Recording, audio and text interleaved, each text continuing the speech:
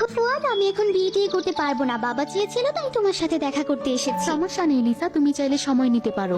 বাবা তো বলেছিল ফুয়াদ ভালো আর বড় লোক ছেলে, আসলেই কি তাই? দাঁড়াও, আজকে তোমার এত টাকা খরচ করবো, আমাকে বিয়ে করার শখ মিটে যাবে। এটার এই মেনুতে দেওয়া সবগুলো খাবার এক্ষুনি নিয়ে আসি। কি ভেবেছো লিসা, এভাবে টাকা খরচ করালে আমি ভয় পেয়ে যাবো?